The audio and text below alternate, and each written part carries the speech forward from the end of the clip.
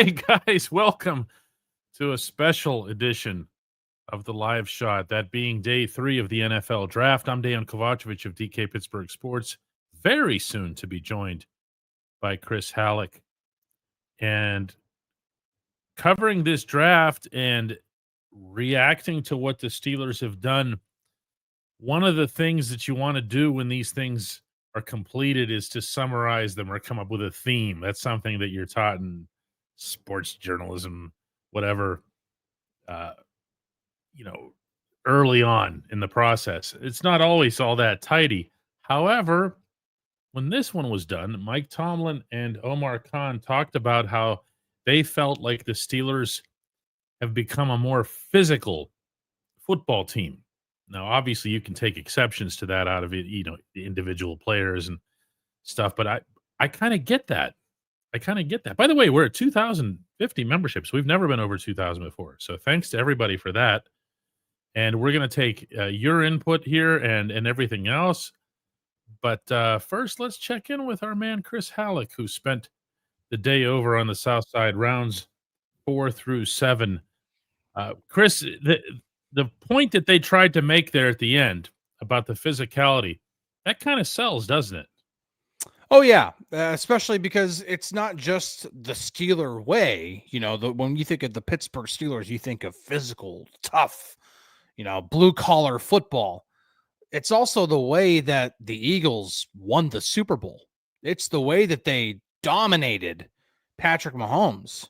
I've never seen Patrick Mahomes that uncomfortable in his life, and they did it through just being flat out better and more physical up front. And the Steelers definitely got better in the draft by doing that, by doing what they did throughout the last 3 days. And they needed to be better up front. When you have a game in which you give up 299 rushing yards, we keep talking about that, and that wasn't the only bad rushing performance, you've got to rethink some things and try to not only possibly get better players, but also maybe have a different approach to the way you actually try to play football up front. Yeah, the physicality wouldn't just be limited to the defensive line. That's another thing that you kind of like about it. And remembering here, first and foremost, that this team traded its second-round pick for DK Metcalf. So a part of what they wanted to do is to become more punishing, more imposing, I think, offensively than they've been. And I don't know that you can do a whole lot better than that, than Metcalf at the wide receiver position. Going through the rest of it, Chris, let's do some of that here. Yeah. I'm gonna, just for anybody who might have missed, just a quick run through of the round, that players, so forth. First round, Derek Harmon, obviously defensive tackle out of Oregon. Running back Caleb Johnson came in the third round, but he was the team's second pick. Running back out of Iowa, physical style. Jack Sawyer, edge rusher, because you have to take edge rushers. You can have 17 edge rushers on the depth chart, and you still got to take an 18th. He's out of Ohio State. Round 4. Yahya, is that how you pronounce it? It's actually Y-A. Yeah. So it's like why, like the question why, and then yay, like yay. Y-A Black. Yeah. Okay. It's I know it's interesting. Like we kind of joked with him. It was like, how many people have mispronounced your first name? And he goes, man. And he started listing off all the different mispronunciations and everything like that. He's, it's kind of like me with my last name. Nobody ever gets it right. Will Howard, the quarterback of the national championship Ohio State Buckeyes team, was the 6th round pick. We'll be talking a lot about him today. Carson Bruner, and if that name looks familiar to you when you see it or hear it, that's the son of Mark Bruner, the former tight end. The Steelers. He, in his case, is a linebacker out of Washington.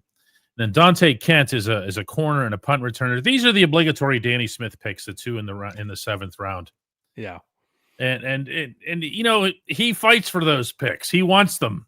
He feels like he needs them.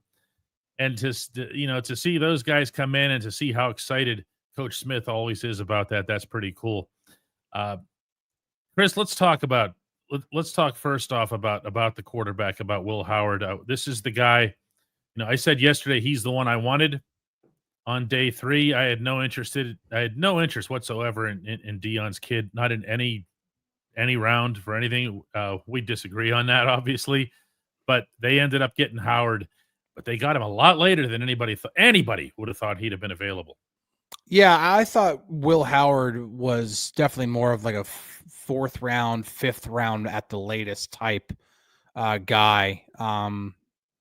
But 6th round, I think that's really great value for getting him just off of some of the most basic stuff alone. I mean, he's got really good size. He's 6'4", over 230 pounds. So he's got really good size. He's got a good arm, not a special arm or a great arm, but he's got a good arm. He's not afraid to attack almost any portion of the field, and he's got the arm to do it. He's a little bit more mobile than people give him credit for. I mean, when he was at Kansas State, they were straight up running pin and pull with him like he was a running back. So now I wouldn't call him a mobile guy or a dual threat guy, but he can run a little bit more than people want to give him credit for. So there's enough there for a 6th round pick. I'm absolutely on board with that. And then the Steelers obviously are too, not because of that stuff, but because of what he did in the college football playoffs. You know, as I've been saying for quite some time, as it relates to the quarterback position, I wanted one young guy out of this class who'd have some ceiling. Now, when you look at Howard, ceiling doesn't pop to mind. You look at Jalen Milroe, ceiling pops to mind because you see the extraordinary athleticism, and you think if you can coach him and whatever else. Okay, but with Howard, the other word that we kept using here was trajectory, because he just kept getting better. He was good at K-State. He went to Ohio State. He got better. He made them better. Then he gets to the end of the Buckeye season. They have the terrible loss, as they often do, to Michigan, their rival, because the whole 2 rivals and anybody can win those games. And you think they're going to be crushed going into the playoffs. They play 4 playoff games. And he was really good in all Very 4 good. of them. Mm-hmm. And arguably, I don't want to say that he got better within those playoffs. The numbers don't really suggest that, and the video doesn't suggest that. But the games got bigger, and he kept performing. He's got the size. He's 6'4", typical quarterback stature. You mentioned the speed already. He's got the brains for it. Who's ruling anything out here? I'll ask it a different way. What's the fatal flaw? Let's go negative here. What's the thing that has everybody saying, oh yeah, 6th round, that sounds about right? 6th round, yeah, but even then 6th round seems a little late. Again, the arm is not overly special. You when you're talking about a guy who the arm can always elevate a lot of different things, not to try to get away from Will Howard at all, but like the one thing with Kyle McCord is that he's a gunslinger. Okay, well, that's great, but he doesn't have a good arm. And if you're going to be a gunslinger, Ben Roethlisberger, Brett Favre, you got to have the arm to do it. And it doesn't help if you're a gunslinger with a 9mm when everybody else has a 44 Magnum. And with Will Howard, the arm itself is a little not a concern. Again, it's not an average arm, but it's just something to wonder, like, okay, what's the ceiling there when it comes to what all he can do? Again, he's not a flat out dual threat guy. And he's definitely got the brains and he's got the mental toughness, but he does have to work on pre-snap stuff, post-snap, and then a little bit of stuff that he does under pressure too. A lot of the stuff it's a lot of young quarterback stuff for sure. Yeah, but that's it. That's all it is, right? Yeah. That's standard stuff. And I'm not sitting here predicting, Canton in his future or whatever. I'm just saying that this is the kind of quarterback that I was hoping to get from this class. Yeah. Low investment, potential high return. If it works out, it works out. If it doesn't work out, next year has a much deeper class, much deeper and richer. Instantly, it's not just quantity; it's also quality.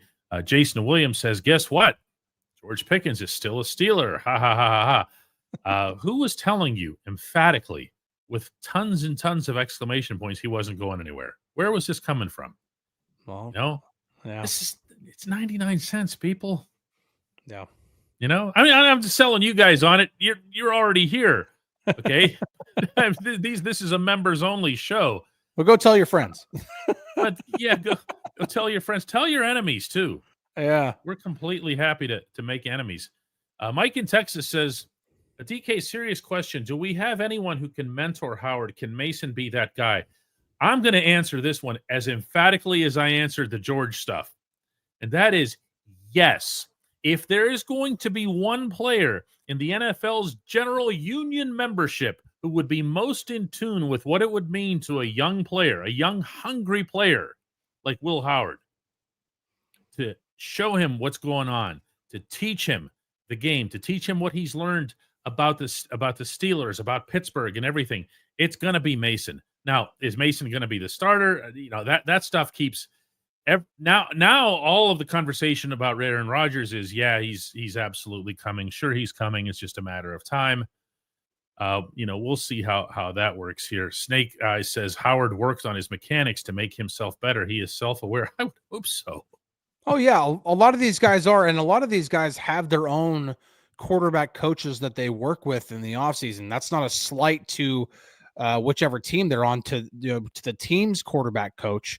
But, you know, there have been a lot of quarterbacks who have had success having their own guys too. You know, you can never have too many, and the team shouldn't be like, oh, well, he's not our guy, so don't work with him. No, if you can make the player better, then my gosh, like, do it.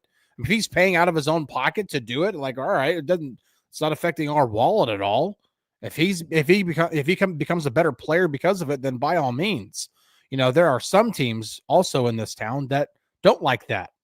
Key Brian Hayes, you know, the whole situation with him and getting the hitting coach that was working with him and everything like that. But you got to take every opportunity that exists. You really do. As you're building up here. Rod says I'm talking nonsense, but he doesn't clarify what it is. So it might just be everything. Like everything that I'm saying is nonsense. Oh no, Rod comes in now that says 10-7, 9-8 incoming.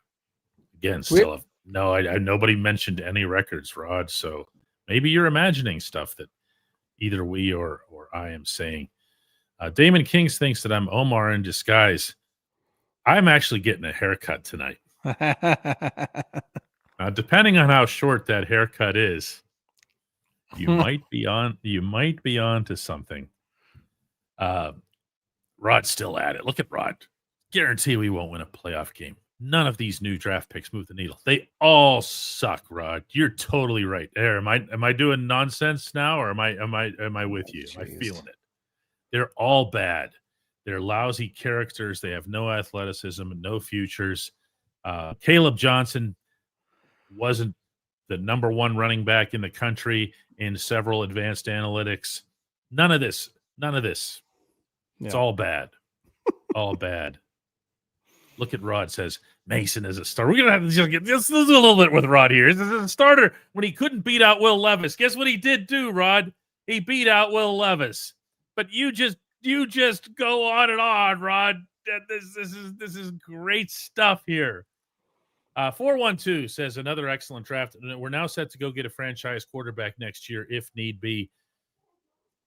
Chris, they're aware of that. And they're also aware of what the price would be. And they're also very much not even remotely in the mindset of, hey, let's position ourselves for that. Meaning, suck for luck, so to speak. Oh, yeah, no. Listen, again, I will continue to say it over and over again in case anybody watching hadn't heard me say it before. When the Chiefs got Patrick Mahomes, they traded up 17 spots to go get him. And they were 12-4 the year before with Alex Smith, when Alex Smith was at his best, when he was a Pro Bowl guy. He was on their roster.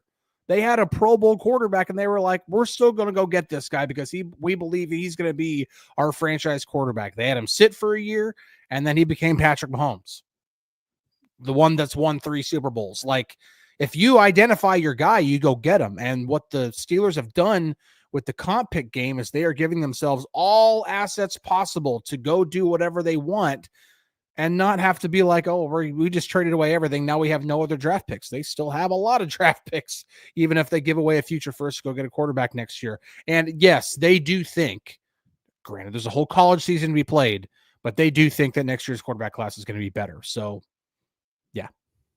Joshua Richards says, this was the perfect response to giving up those 299 rushing yards. Great draft. Well, I will say this, a lot of people in the chat are giving us a lot of credit for getting a lot of this stuff, the feel for it right in advance, and in some cases the names and everything. And I'll say this one time, there's only so much credit you get for that in terms of, because we're not guessing at this. We're talking to people. There's a difference. If you're the people who are studying film and analytics and everything, and they're doing projections, it's a totally different line of work than what we're in. We're walking around the building asking questions. Now, the perfect response to giving up the 299 rushing yards, this is where I will give you guys credit. You, all of you, or a lot of you anyway, just kept coming back even after the Derek Harmon pick and saying, who else? Who else? That was half the comments. I remember, I know I was surprised. I'm going to speak for Chris. Like, really? You guys want more? Yes, we want more. And there they came. There they came. Chris, there's a lot of D-line now in that building. There's a lot. And that's actually, we talk about takeaways, talk about takeaways at the beginning. My main takeaway from this draft isn't necessarily the fact that they got more physical and that they added, a really good player in Derek Harmon up front. And, they made themselves so flexible in ways that you might not even think up front. Really good example. Last year, the big for the last few years, the biggest concern has been who's going to be the third edge, because they needed Highsmith and Watt. They needed somebody behind Highsmith and Watt. Well, Herbig became that guy. Well, last year specifically, you saw, oh man, they need a fourth edge rusher, because when Alex Highsmith went down for those 6 games, Herbig came in and did a pretty good job especially on passing downs, but in run defense, it was not good. And teams ran right at that side whenever Highsmith was out for those 6 games. Bringing in Jack Sawyer. That side, Chris. Yes, they did. They did. And bringing in Jack Sawyer, now it's pretty much you're bringing in Preston Smith, only he's a really young, hungry guy that you've got for the next 4 years. And now the other part of it is you have this entire possible rotation that you can do to keep TJ Watt and Cam Hayward and all your main guys as fresh as possible, especially late in games because that offensive line doesn't work in a rotation. It's the same 5 guys that they face every single snap. When it's the fourth quarter, those guys are tired and TJ Watt's fresh and Cam Hayward's fresh. That's exactly what you want on defense. Joshua Petrick wants you to elaborate a little bit on the big boy today. Oh yeah, Y.A. Black, defensive tackle out of Iowa. Really big boy. Really big. I think he's like 6'6", like 340 or something like that. I can't remember the exact weight, but he's big. He's big. He was primarily a nose tackle, but Carl Dunbar was like, no, he can slide out and be. He said the 4 technique, but the Steelers, that's pretty much playing right on the inside shoulder of the tackle, which is your 3-4 defensive end. So they don't just view him as a nose tackle, and he even doubled down on Keanu Benton being a nose tackle still. So I wouldn't just necessarily put, oh yeah, that's their nose tackle now. Like, no, he's going to be in competition to possibly get some nose tackle snaps and also get some defensive end snaps, because he's like, but he's mainly a run stuffer guy. He's got a lot of work to do in terms of becoming a better pass rusher, but he's also really difficult to move just because when he's anchored, you're not moving 6'6", 340 pounds. You're just not. DK is chugging the Schneider's iced tea, says Reggie White, making him miss Pittsburgh. You've missed Pittsburgh for a while. This is Turner's. I don't get the Schneider's. The Schneider's is in the cooler next to it. By the way, say this again. Turner's is not a sponsor of this program. If you're watching this, the Turner's people, feel free to send a check. I have Turner's in my fridge. But it's Matt the Big Hyde says, Ten. weren't all the picks from the Steelers, weren't they all from the Big Ten? As All Mike but Tomlin one. noted after the draft, he said he just thinks it's because the Big Ten now has like 100 schools in it. I think it's 18. I think it's 18 schools or something like that. Call it the Big 18. Like, Yeah, I I know. That. Well, this for leads, a while, by the way, sorry, I was like, for a while, the Big Ten had 12 teams and the Big 12 had 10 teams, which is just hilarious to me. And it was like that for several years. I'm like, what are we doing here? which still, I have to tell this story every single time as someone who went to Duquesne University, that it led to the greatest headline of all time.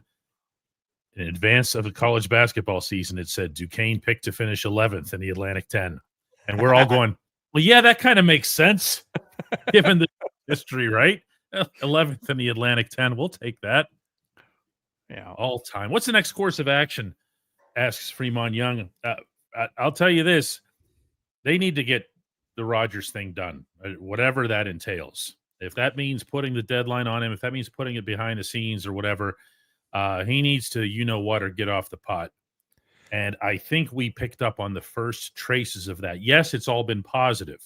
Mm-hmm. And yes, Art Rooney said on the team's own radio network, was it last night? Yeah, or 2 nights ago. No, it was last night. It was last night. It was early in day 2. Yeah. Right. That they feel good that he's coming. They're going to get something done soon, I think, with some of the terminology here and whatever else here. Okay, great. Get it done. Everybody who's in that building, not for us, the longer he stays out, the more subject matter we have to discuss. Don't worry about us. Okay, we'll be just fine.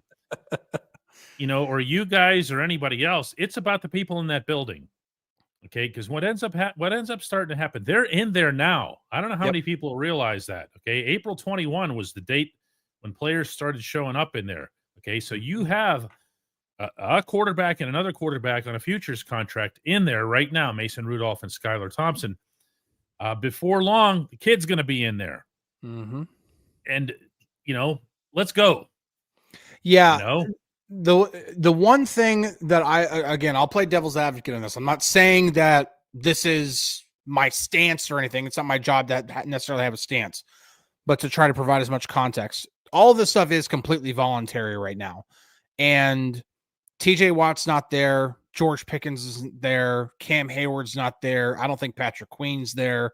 Like, you've got significant players that are not even there yet. And you might even get some of those guys who might not even be there for the first couple of OTAs because they don't have to be.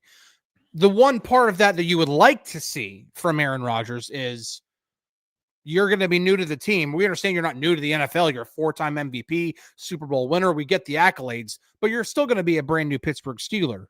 And so we would like you to be as all in as you possibly can be, and being with the guys when you don't necessarily have to be is a really, really good way of showing that you're all in. And that's the two sides of that coin pretty much. Is he doesn't have to be there yet. There's really no rush. And it doesn't sound like the Steelers are like, yeah, we need you to sign by like Monday. But at the same time, I think you are starting to see the sand go through the hourglass a little bit more quickly now. We have some draft stuff here that we can get into that's to be a lot more timely than anything related to that guy.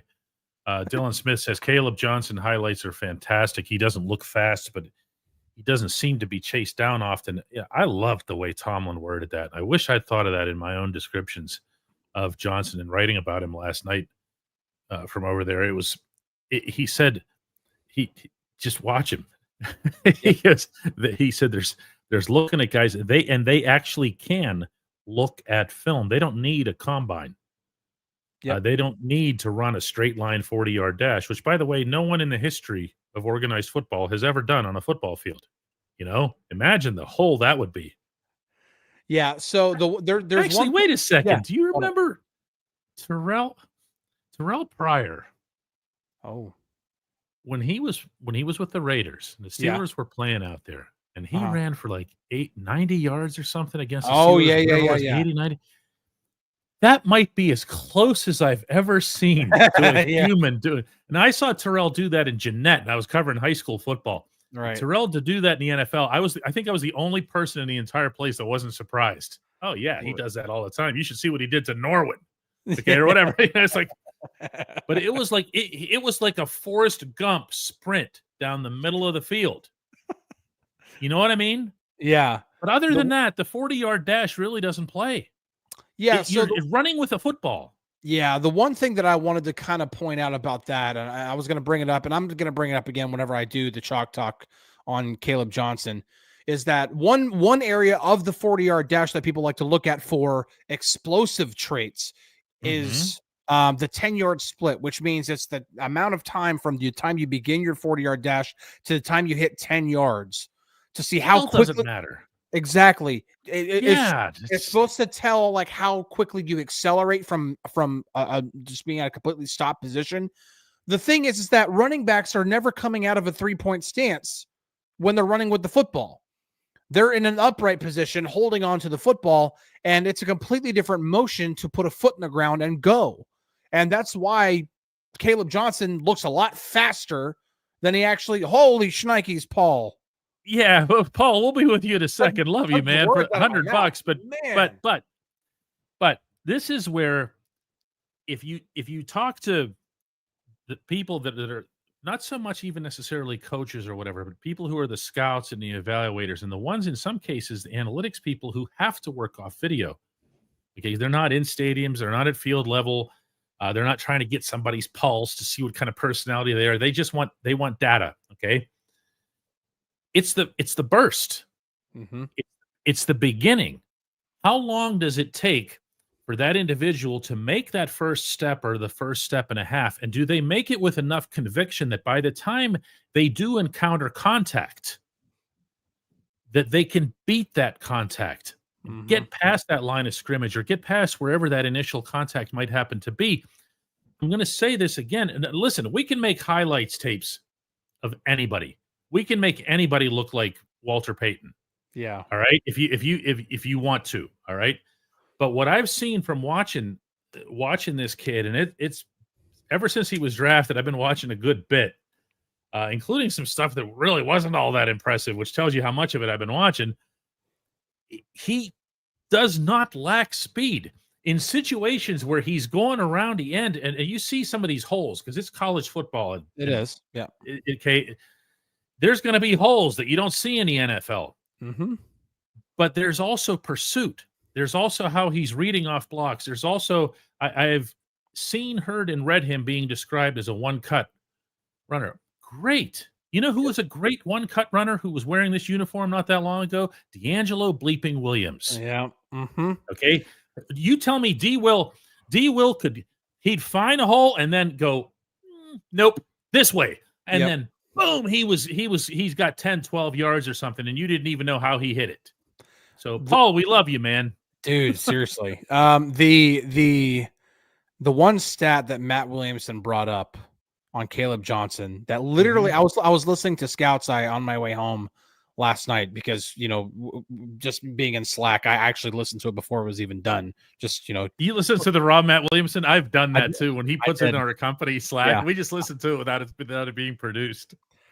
I literally laughed out loud. And I don't often actually laugh out loud. People are like, oh, LOL. No, I actually laughed out loud to this stat. Last season, Caleb Johnson averaged just 1.95 yards per carry when first contact came at or behind the line of scrimmage. Right. Okay, so less than 2 yards whenever you're being hit either behind the line or at the line. On all other runs. Here it comes. I've heard this one. He averaged 10.2 yards per carry. 10.2 on all. So if he doesn't get touched. If everybody just does their damn job.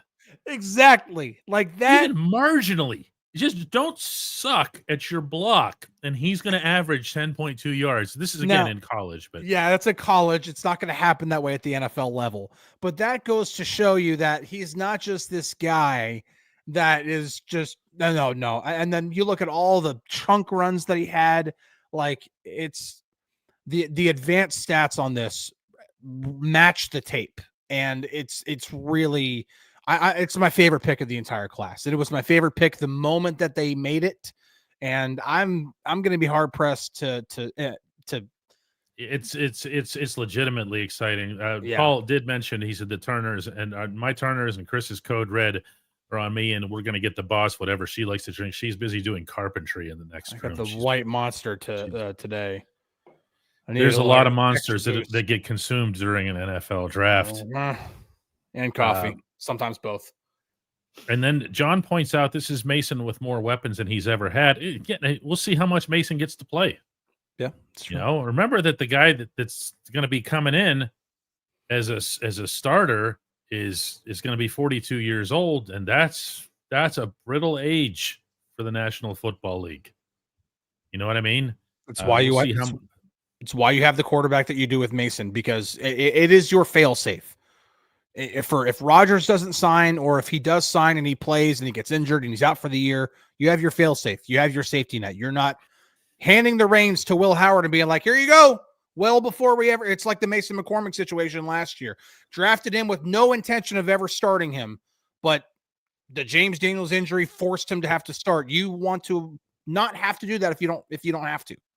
You did. And Dave says, just admit it, DK, you're calling the shots on the South Side this year. No, and you're about to see proof of that in the very near future when they sign Rodgers. That will not have passed across my desk. Not without the big old veto stamp. Like with my how many times have you guys watched Office Space?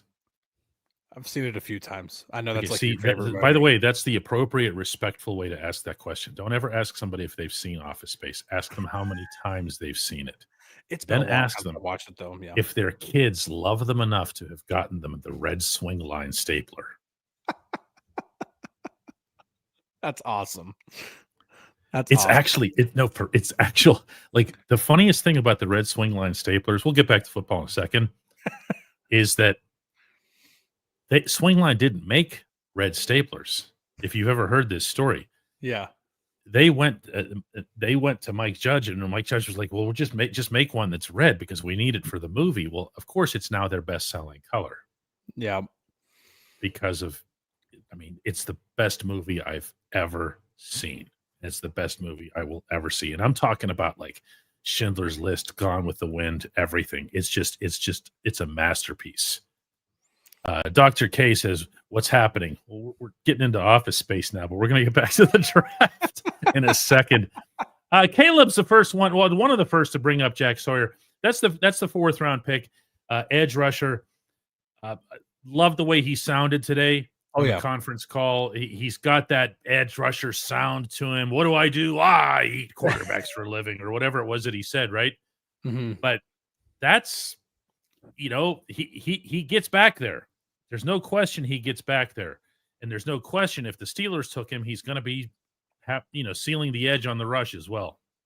Yeah, the ceiling for him is if he really, and I understand what he did as a pass rusher last year. He had a lot of pressure. I think it was like fourth ranked in the FBS in pressures, according to PFF. He also lacks a lot of NFL traits in edge rushers today, long arms being one of them. He doesn't necessarily have long arms and doesn't have that. I mean, he's a bigger guy. He's like 260 pounds. He's not the bigger guy who's going to be able to have that bend around the edge either. So, but if he can figure out a way to be a productive pass rusher, you're talking about a guy where if Alex Highsmith's contract runs out, you've got a starter, like a legitimate starter opposite Watt. For right now, a really solid number 4 edge that can come in and seal off the edge for you on the run against the run. I'd put him on the field against just 1st and 10. It's 1st and 10. They're most likely going to run the football. I'll put him on the field if Highsmith or Watt need a breather. Absolutely. I think he should be in the rotation, but definitely more on a more scarce basis, and definitely more in run heavy scenarios, at least to start out. But ceiling wise, if he figures out the pass rush arsenal and how to attack NFL tackles, it could be interesting. Mike in Texas already has him as DPOY, so I don't know about that. We're set for that. It's probably I mean, it's nobody talked probably about Nick Herbig when he was signed. So no, it's true. I will say of all the picks, because I don't even want to count the seventh rounders because it's the seventh rounders are flyers. Like it's just like you're adding special teams, you're adding good, high character, whatever it is, you're adding talent, you're adding athletes, whatever it is. And if they don't turn into anything, it's not a big deal. It's a seventh round pick. Jack Stewart is a fourth round pick, and there are plenty of fourth rounders that have actually turned into something. yeah. So I'd say of the first six picks, or first five picks, I should say, he's my least favorite of those five. Well, let's take this another direction here, because as Jonathan points out, you can't have too many quality edge rushers. Yep. You can't beat the top quarterbacks without pressure, right? So if you have more depth at that spot, yep, what you're doing, the Steelers, by drafting Sawyer, is you're saying we're not going to keep bringing in the Marcus Golden types. We're not just going to fill in. And that's not a shot at him or Preston Smith, both of whom I thought were really good players for the Steelers in very limited roles. Yep. Okay, but what they're saying is we need somebody or multiple somebodies who are going to just be able to turn up the heat from both sides, stop the run. And this is the physical / 299 yards part of this conversation, because if all the Steelers had done was fortify the middle, the defensive interior, get yourself, your Derek Harmon and plug away there. Did you really stop the run? Did you really get it done? I don't know. It depends. I guess, Terrell Austin would have been replaced in my mind too if that was his idea for that ridiculous scheme that never got changed against Baltimore. Which was more responsible than the edge rushers not doing their jobs. The edge rushers were told to go tackle someone who didn't have the football. Yeah. Yeah. I do think, like, again, like they have multiple ways of addressing, like they added legitimate talent. Like they added Derek Harmon to the interior. And now when you're looking at the potential of on 3rd and 7 of having your 4-man front being from left to right, TJ Watt, Derek Harmon, Cam Hayward, Alex Highsmith. I like that a lot. I like it even more than Keanu Benton being the guy next to Cam, because I do think Derek Harmon coming out of college, even though Keanu was more of a pass rush guy coming out of college than, than being a run guy, it still doesn't change the fact that Keanu was a later second round pick and Derek Harmon is a legitimate first round pick. He is he's a higher ceiling prospect. Yeah. Sorry. No, you're good. Jessica, well, she was the one interrupted you, not me. Jessica says, are we going to blitz more this year? It's actually a really timely question.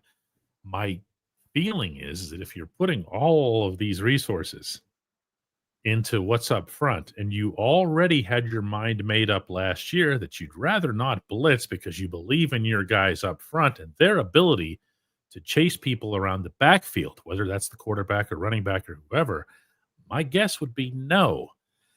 Further, I'm not sure who you would have doing it. Your best guy at getting to the backfield, you just let him walk away, Landon Roberts. Your best option for secondary blitzes would be to go and get aggressive and get yourself a slot corner. Didn't do that either, and not in any form. In fact, they're acting kind of like slot corner doesn't even really exist. Not that can play, but I definitely think he's more of a special teams guy right now. When they draft you and they put something / and it's PR after it as a punt returner, you know what you're doing when you get to camp, kid. Yeah. But so no, I don't think so, Jessica. I think you will see more variations where TJ moves around, how you can become a whole lot less predictable. But blitzing, I think they just want to pin these guys' ears back and let them go. I mean, look, even Derek Harmon. Yeah. Oh, he's capable of stopping both the pass and the run. He's capable of getting to the backfield, but the latter is his strong suit. Yeah. So the one thing that I would say about maybe a reason why they might blitz a little bit more often, and I don't even know if this to be a fact or not, and I don't even think they do. It's April. they do have 2 legitimate man coverage corners now. They did not have that last year. They did not have that 2 years ago. Like they just have not had those man coverage corners on both sides. They had, like last year, Joey Porter Jr., man coverage corner. That ain't Dante Jackson. He's just not that guy. He was more of a zone coverage corner. And so when you have 2 guys who can line up and just play man on the outside, and that gives you a little bit more time to be able to, okay, they can bump receivers off routes, disrupt timing. Now the receivers got to pat the ball a couple more times. Now, okay, maybe it's a little bit more realistic if you blitz the quarterback that he's going to either make a mistake or he's going to throw an interception or he'll just get sacked. It is possible, but at the same time, it makes you better in coverage, and that's kind of the Eagles' philosophy. You can drop 7 back in coverage, and if all 7 take everything away, eventually those 4 guys up front are going to get there. So it could be either one. Carol points out that Will Howard is from Downingtown. PA boy, she says, from Downingtown. My oldest daughter, who lives over that way, had to call me. Am I the only person that just thinks of Philadelphia as not being part of Pennsylvania? Like, I think it's just like that. There's they themselves, and I spent a lot of time there. My son's going to school there at Drexel. They're so New Jersey, and they do a lot of their stuff in New Jersey, and like, I just don't think of that as Pennsylvania. I don't think of, let's put it this way, Pittsburgh and Philadelphia as being in the same state. It's just not. It's not one of those things for me. They're 2 polar opposite cities. And I've only been Deborah a says couple of times. Deborah says, am I the only one who laughed when the Browns took Shedeur Sanders? I only laughed because my first thought was, I wonder if Kenny Pickett's going to ask to be traded. I mean, if there was one team that was going to make a pick that nobody else wanted to make, it would be Cleveland. And I don't want to consume any more of anybody's time or life on this subject than whatever you probably went through in watching these broadcasts the past few days. But you talk about that is such a misfire on the part of the networks and the people who are beholden to the networks, or the people at the networks who are beholden to or overly influenced by agents. They tried to drum up something. They wanted their next Tim Tebow, and 32 teams told them, no. Yeah. No. My favorite. And they said it 300 sometimes, whatever it was. This is DV. I'm sorry. No. DV has a great follow-up point. He says they could not cope with the fact that their narrative was dead wrong. They just couldn't handle it. That's why you saw the one Mel Kiper, and I've seen clips on social media, but you see him just, my career is flashing before my eyes. Yeah. With every passing pick, and he's just shrinking in his chair because he was either so beholden to somebody for all the wrong reasons, somebody at the network made a really, really, really bad call. And you watched it play out, or you guys watched it anyway, play out for 3 whole days. And there are still people saying, how did the Steelers pass up this guy, a future legend? What are you talking about?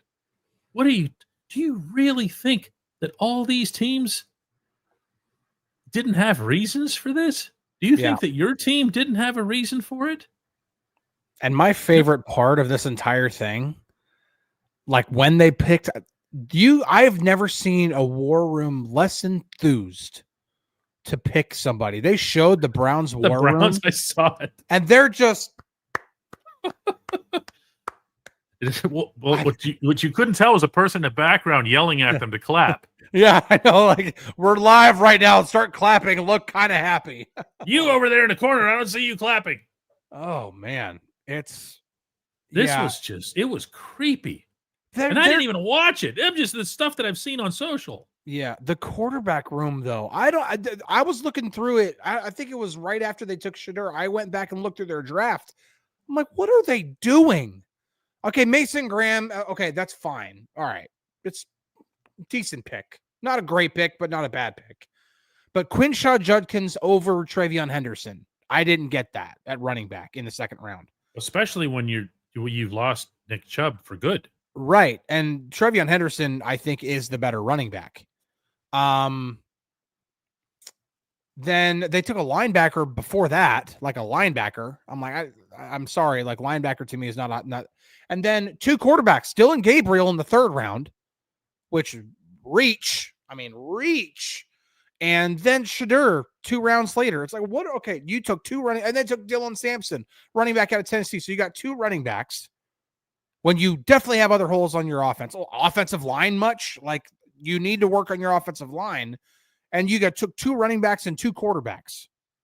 That's 5 quarterbacks now, even without Deshaun Watson and his however much $1 million they still owe him. Mike, like 4. It doesn't make sense to me. My gosh. Vast Jazz says Kuiper basically said the teams couldn't rate quarterbacks like he can. This is the guy who once promised he would take himself off the air if Jimmy Clausen wasn't. That's the truth. I remember that. I very much remember that. Yeah. That's not the only quarterback it's not the only quarterback. Okay, we're not going to do this. It's a Steelers show and everything else here, but there's one more here that I do want to address here. X says, DK, I'm sure the teams all had their reasons, but I don't think talent was one of them. No, man. No. If you want to get into character, if you want to get into personality flaws or quirks or bad meetings or whatever else, look at Mike Green, drafted by the Ravens, and then go search his name and sexual assault. Okay? These teams will take players. They don't care. And your team's no angel in this regard either. No, they're not. Okay? Go read Cam Sutton's police affidavit from Hillsborough County last year. It's really, really, really detailed, and it would have taken some crafty imagination to come up with all of that. Okay? They're not pious. They're not above it all. Okay. When you're talking about Sanders, you're talking about someone who has a middling NFL arm. And I don't even know that that's an insult. I just think that's just accurate. It's an average arm. It's average. And I'm talking about in terms of strength. He's very accurate. Oh, okay? Yes. Yeah. 100%. Very accurate. And he can make different types of throws, but it's not an arm where you go, there's a big NFL arm. Okay. It's not an arm that's going to cut through 10-degree weather and 20-mile-an-hour winds in December and January. There's also something of a misnomer that because he's Deion's kid, that he's going to be some superb, supreme 99 rated athlete scrambling all over the field. And he's not. He's not mobile at all when it comes to the quarterback position. Yeah, he's definitely not a dual threat whatsoever. No. He can get out of the pocket, but it's. And the third thing that hurt him from everything that I saw, heard, and read was that he wasn't facing much pressure. And when he did, he really backed off of it. He got out of there. Now, that part does sound like the old man, if you remember his style when it came to tackling. Well, the biggest strength of his game is that when the pocket was collapsing around him, he didn't fit. Like, he would stand there and he would not be phased whatsoever. Like, you could see it was all over the tape, is that he would just, it wouldn't phase him. Like, that's not normal for a young quarterback.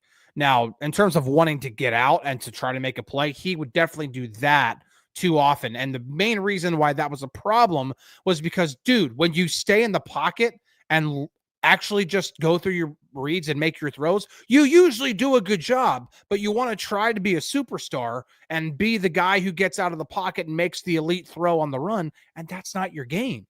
You're Geno Smith, man. Play like Geno Smith. That's what you are. Like, play like that.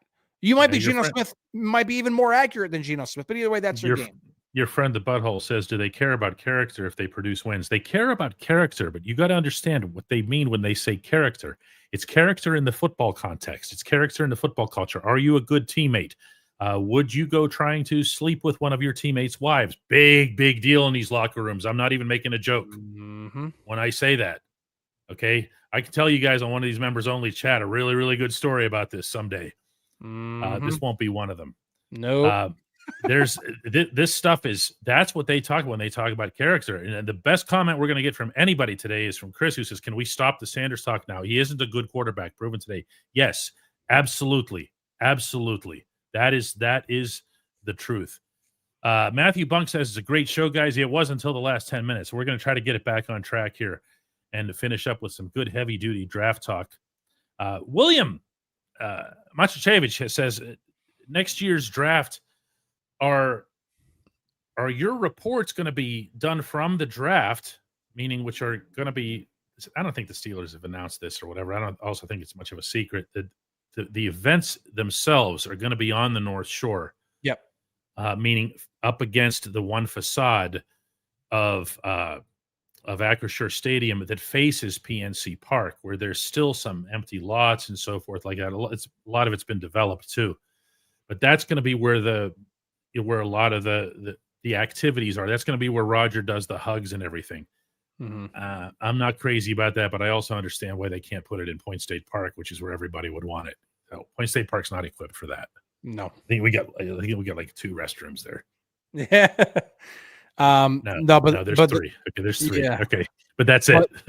But the actual work that's done will be on the south always, side, so, and it always is. You know why? It's where the Steelers are. Mm-hmm. That's all we do. We just go where the Steelers are. You know, there's only one way to do this job.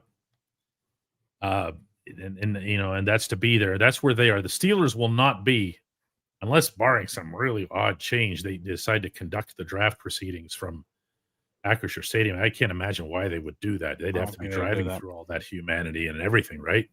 Yeah, I think even set up here.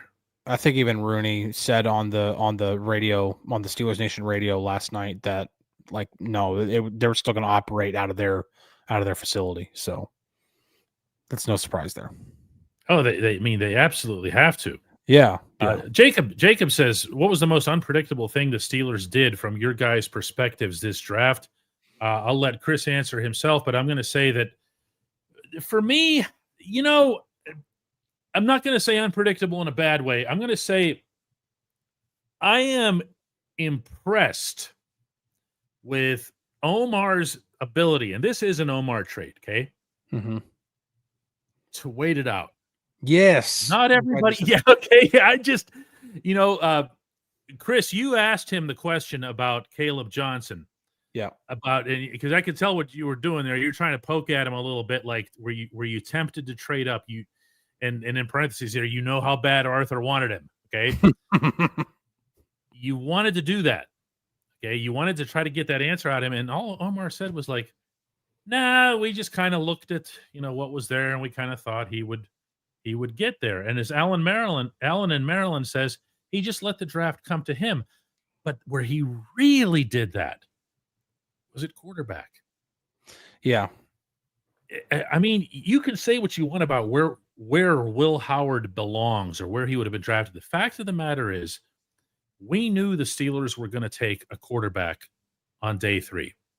Okay. My feeling was that they were going to value that enough that would be the first pick, the one in the 4th round. Yep. So what ends up happening? Well, 2 things. One is that they judge correctly that Howard and maybe somebody else are going to fall.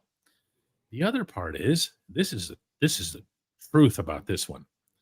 The 4th round pick that they got, that player was BPA. Yes, 100%. Okay, that when you're talking about Jack Sawyer being available at a position that is number 1 on your not need list. Yep. Okay, that's BPA. And that tells me that Omar came into this with principles. And Andy, I don't mean to be the 2 of them really, and Tomlin's obviously in on the decisions, but the 2 of them, organize and dictate this. Omar has the calls and so forth, meaning he's the one that's communicating with other executives.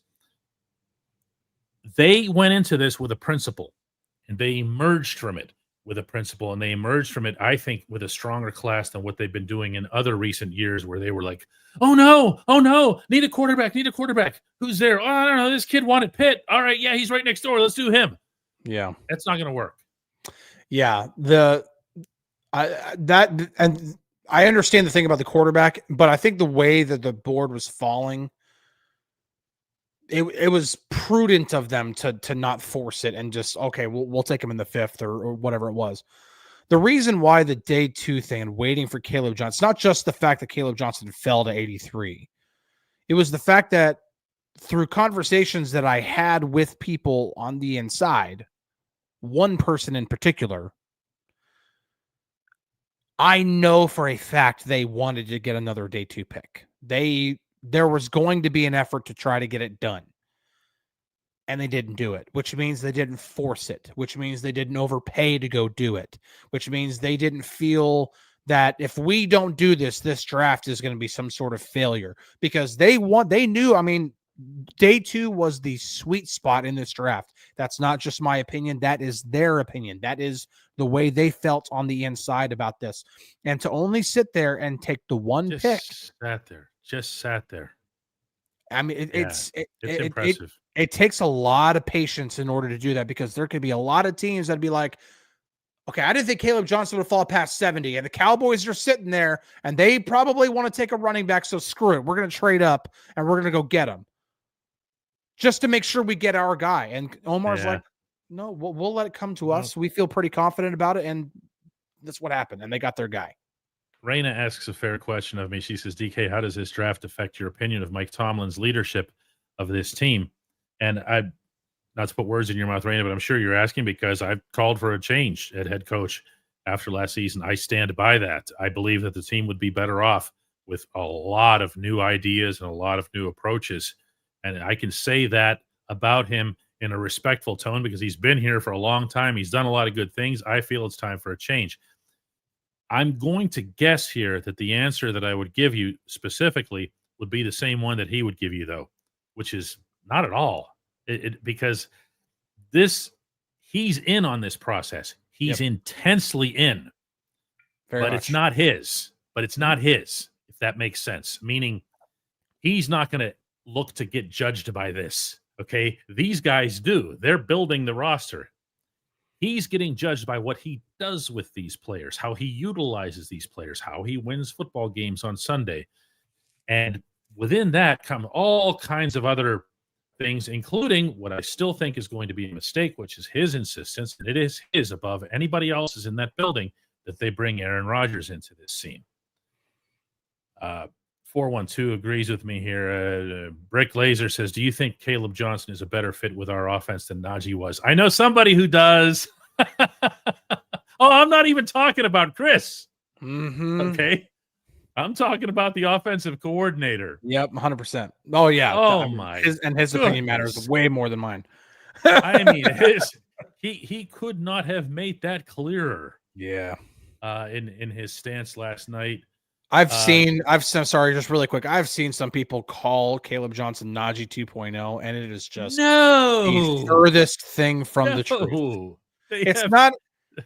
We need to stop talking about Najee like he's a terrible running back. You're not a terrible running back if you have 4 straight 1,000-yard seasons. He's not a terrible running back.